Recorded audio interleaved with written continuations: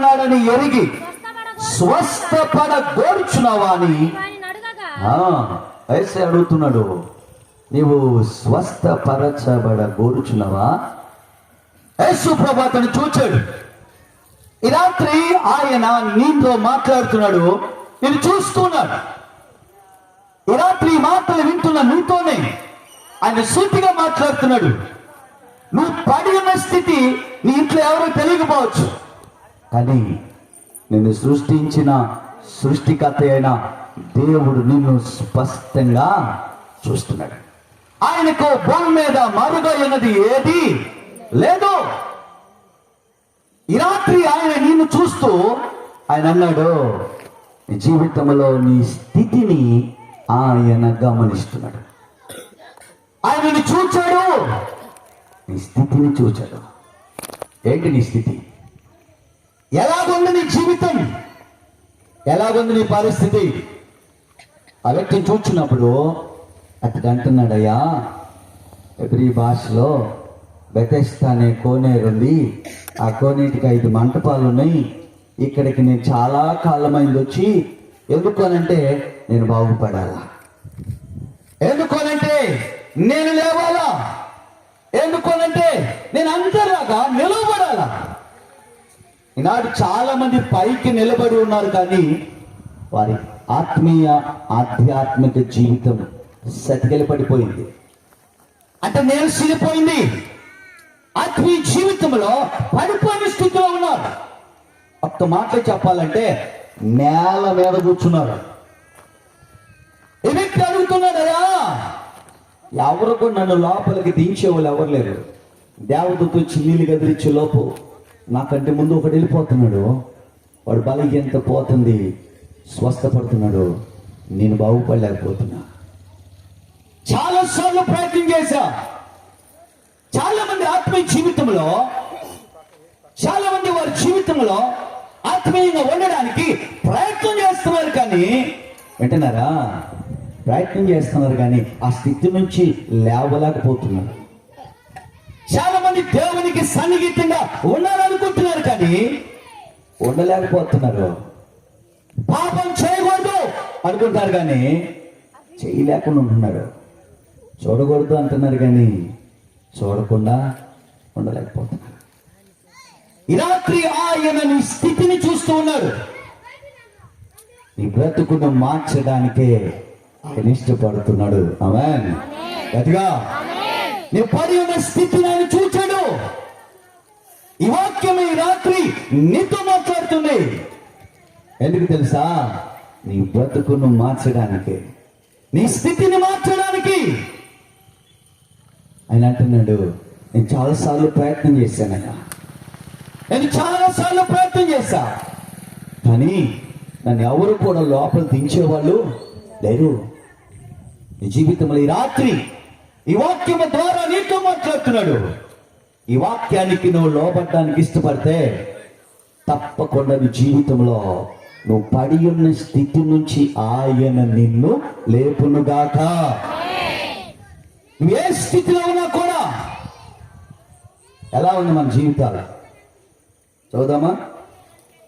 మత్తయి సువార్త, మార్కు సువార్త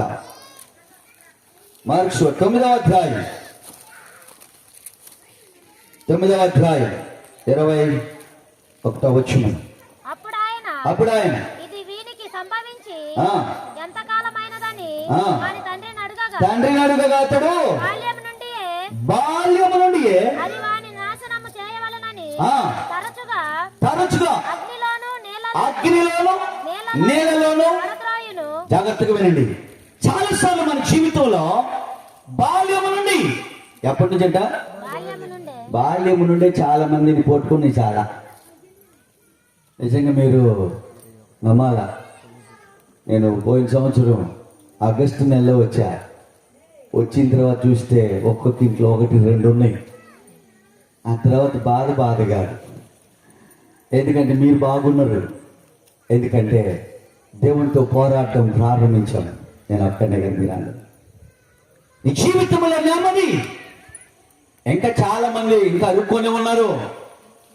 ఎప్పటి నుండి ఉన్నాయి, ఎప్పటి నుండి బలహీన ఎప్పటి నుండి సతికిలు పడిపోయాడంటే వింటున్నారా, వాడు తరచుగా ఎట్లాగంట, తరచుగా నీళ్ళలోను అగ్నిలోను ఎవడో ఒకడు పట్టుకోవటం లాగటం, ఎవడో ఒకడు పట్టుకోవటం లాగటం. ఈనాడు చాలా మంది జీవితాల్లో పడిపోతున్నారు, ఎవడో ఒకడు పడితే లాగితే బతుకుతున్నారు. ఈ రాత్రి ఈ వాక్యం ద్వారా నీతో మాట్లాడుతున్నాడు. అనేక సార్లు నువ్వు పడిపోతుంటే నీ యందు క్రీస్తునందు విశ్వాసం ఉంచిన వారు ఎవరో నీ కోసం ప్రార్థన చేస్తే నువ్వు అగ్నిలో నుండి నేలలో నుండి తప్పించబడుతున్నావు అంటే నీవు చావకుండా ఆయన నిన్ను బ్రతికిస్తున్నాడు. ఆమేన్. నువ్వు బతుకున్నావంటే నీ బలహీనతలో నీ గొప్పతనం కాదు, నువ్వు బతుకున్నావంటే నీ బలహీనతలో నీ తెలివితేటలు కాదు. వింటున్నారా?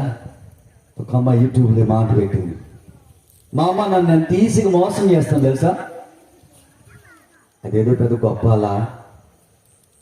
మా అమ్మ నన్ను ఎంత ఈజీగా, తర్వాత కాలంలో చూస్తే ఆ పిల్ల పేపర్లో పడ్డది. ఏమైంది, గుర్తు తెలియని వ్యక్తులు ఆ పిల్ల కుర్తి కింద కోసి చంపేశారు. జాగ్రత్త.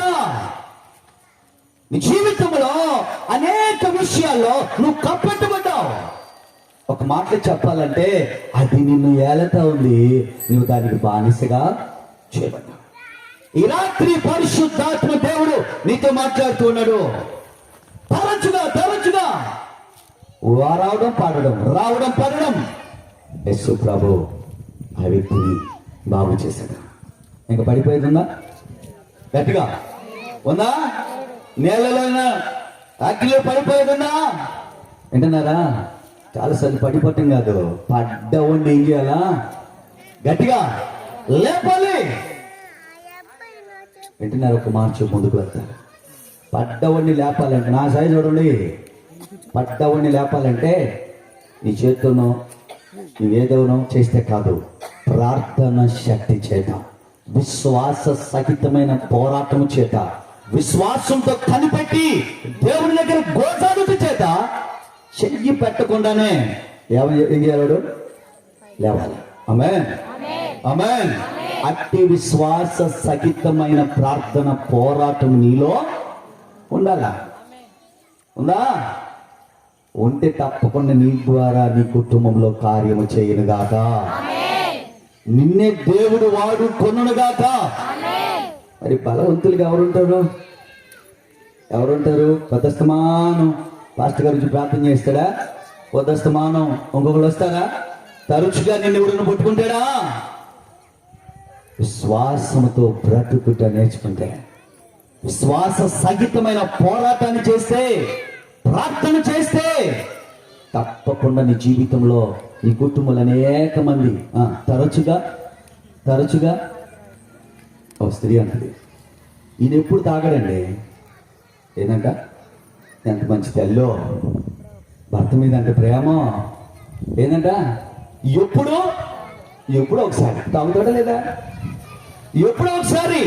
కానీ ఆమెకి అది పెద్ద తప్పు అనిపించలా. నేను అన్నానమ్మా, అది వ్యసనము, అది తీసుకున్నవాడు దాంతో బతికినోడు పరలోకం వెళ్ళని బైబుల్ స్పష్టంగా అది ఒకటే అన్నయ్యా. ఏంటంట? మరి ఏం చేస్తావు? నేనేం చేయగలను?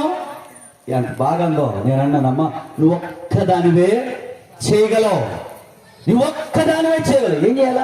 ఏం చేయాలంటే తరచుగా పడిపోయేవాడు, తరచుగా లోకంలో ఉండేవాడు, తరచుగా పాపంలో లోకంలో పడిపోతూ జీవించేవాడు. నీ ప్రార్థనతో ఏం చేయాలంటే కట్టేసేయాలా. వింటున్నారా?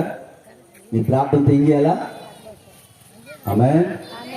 నా సైజ్ చూడండి, అందరూ నా సైజ్ చూడండి. హలో, ప్రార్థనతో ఏం చేయాలా? కట్టగలుగుతున్నావా? మా అన్నోళ్ళని అడిగి చెప్తారు. ఏం చెప్తారు? అన్నా, చర్చికి వచ్చినప్పుడు ప్రార్థన, ఇంటికి వస్తే ప్రార్థన లేదు, ఏం లేదు. నేను అందరి సంగతి అంటలా, కొంతమంది సంగతి. కానీ నీ కుటుంబంలో ప్రార్థన ఉంటే, విశ్వాసంతో దేవుని దగ్గర పోరాడితే, పడిపోతున్న నీ వారిని నువ్వు లేపగలుగుతావు. అది విశ్వాసము వలన సాధ్యము.